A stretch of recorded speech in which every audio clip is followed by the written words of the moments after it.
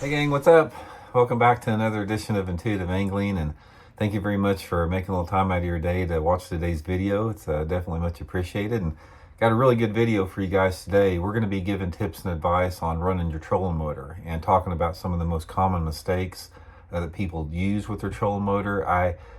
Your trolling motor, knowing how to run it good and knowing some little tricks about it, are probably one of the most important and the most least talked about parts of bass fishing. So I think it's really going to help you guys catch a lot more fish by the end of this video. A couple of quick housekeeping tips, guys, for our daily housekeeping that everybody has to endure at the start of the video. Just want to invite everybody to, if anybody's interested in booking an on-the-water lesson with me, just shoot me a private message on my Facebook page, Randy Blockett Professional Angler, and I'll give you all the info for that. And also, if you're interested in becoming a channel member on this channel or my other channel, The Fishing Teacher, just go to the home page of both of those and you'll see a little join button. Just hit that and that gives you all the information. And one of the best things about that is getting access to my email address, because I get a lot of guys that they have tournaments coming up and they want some tips and advice, so they shoot me an email. And that's one of the benefits of being a channel member, being able to do that. Much appreciated. Okay, guys. You don't hear much about this. In fact, I don't know if I've seen many YouTube videos even talking about it, as far as the art of running a trolling motor. And it truly is an art. I mean, trolling motors, they play such a huge role in casting angles, and casting angles play such a huge role in catching fish. You just can't deny how important they are. And one of the things about trolling motors is the more that you fish shallow water applications, the more critical they are.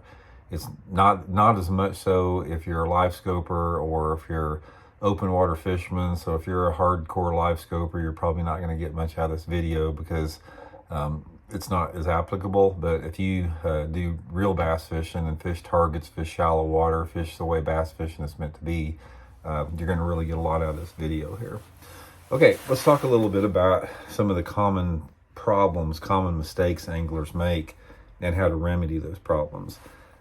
In my opinion, the number one mistake that most anglers make with their trolling motors is they don't find the right pace. They don't find the right speed. They're either fishing too slow or they're fishing too fast.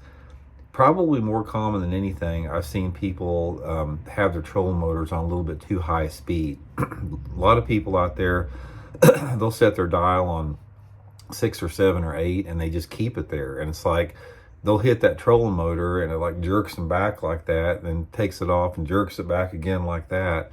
And this is one of the worst things you can do, because this sends out a tremendous amount of noise in the water. It throws backwash in the water. The fish can sense your presence a lot more. And that's one of the biggest mistakes. Now, on the other end of the spectrum are the people that just work like snails and they don't cover any water. I've been in a few situations where some guys, they work so painfully slow when you don't need to be fishing that slow, that they're just costing themselves a lot of fish because they're fishing at the wrong pace.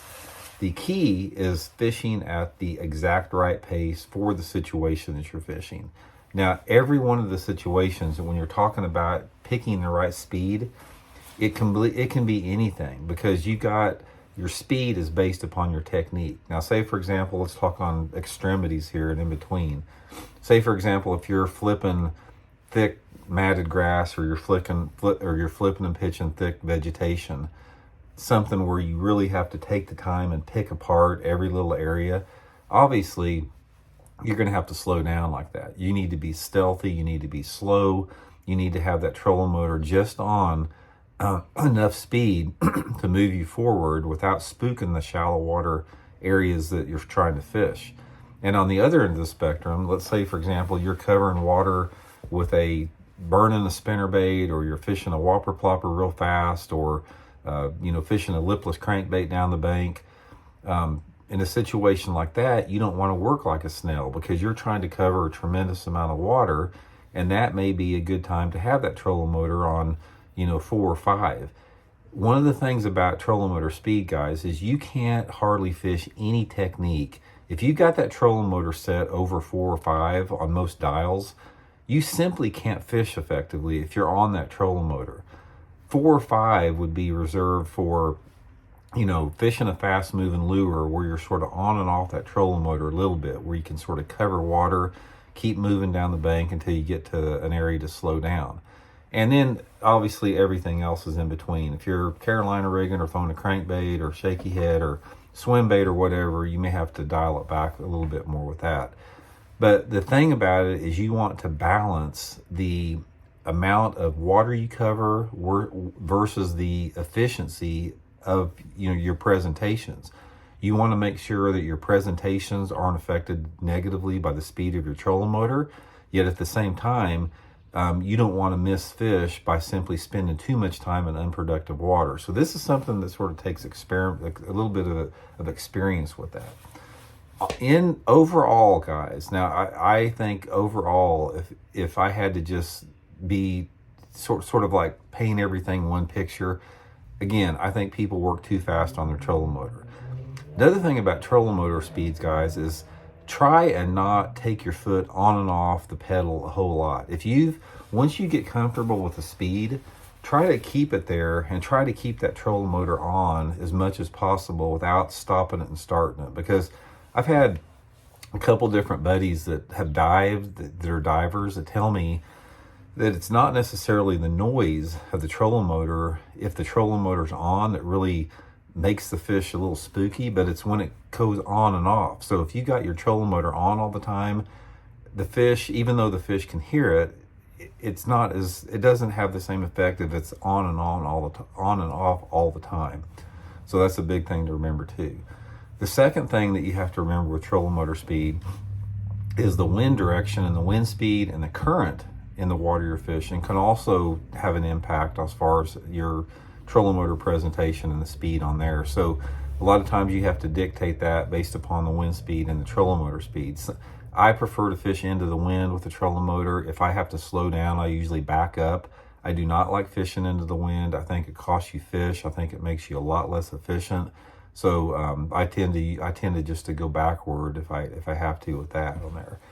But another thing with using the trolling motor too, you're really going to be at a big advantage if you stand up all the time. Now, unless you have some type of physical disability that does not allow you to stand up, guys, get that butt seat out of the front, get that seat out of the front and stand up.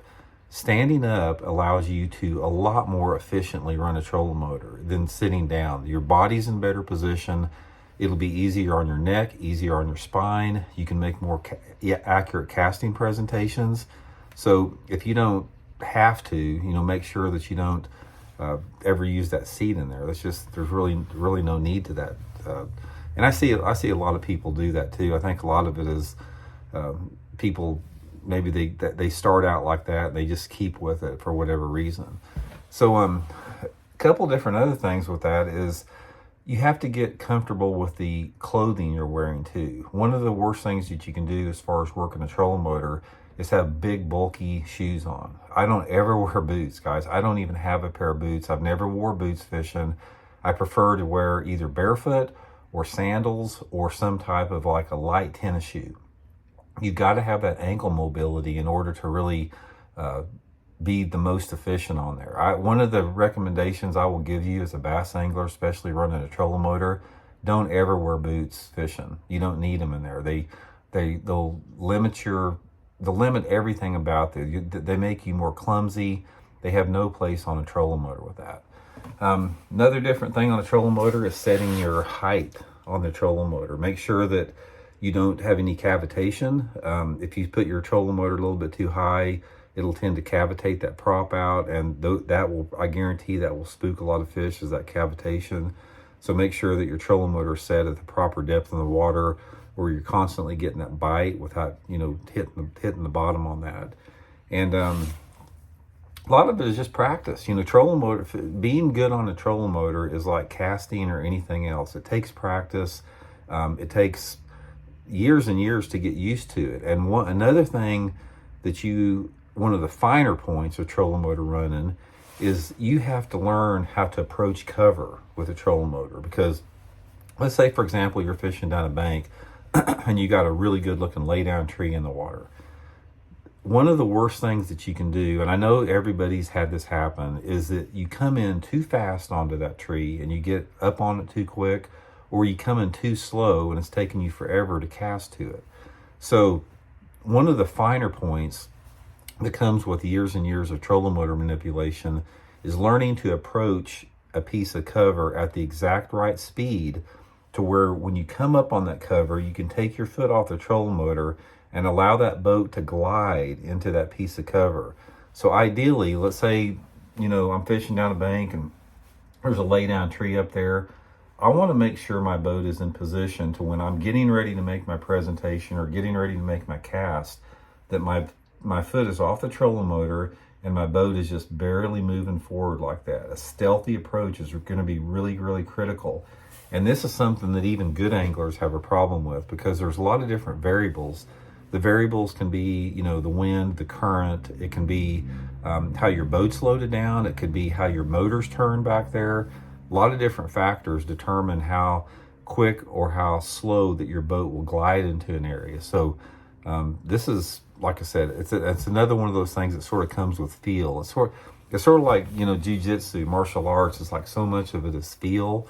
And it's the same with running a trolling motor. It's like eventually you will get on a trolling motor to where it's an extension of your body. Because I've spent so many thousands of days in a bass boat, is when I'm working my trolling motor, I don't think about it. I don't even have to look at my trolling motor. I don't have to think about it. It's like the trolling motor is connected to my body. It's like integrated into my nervous system and my mind.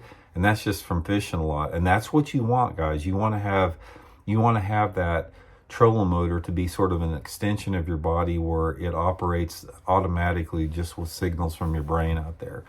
Ultimately, it's just a matter of practicing. If you think that your trolling motor skills are weak, one of the best ways you can do it is just go to the lake one day, leave your rod and reels at home, and just practice maneuvering around objects. Practice approaching cover, practice every aspect of trolling motor maneuvering.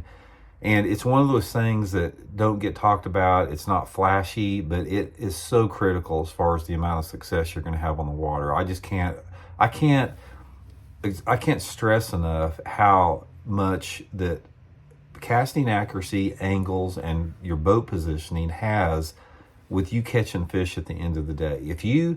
Let's say example, if you're a poor if you're not very good on a trolling motor, and you go out and catch 10 bass, if your trolling motor skills were at the master's level, you probably would have caught 40 bass that day, simply because of the efficiency of your boat positioning. So don't underestimate it. Spend some time doing it. It's going to pay off in the long run, and it's just going to add up to a lot more fish for you guys. So hope it helps, guys. We'll talk later. See you.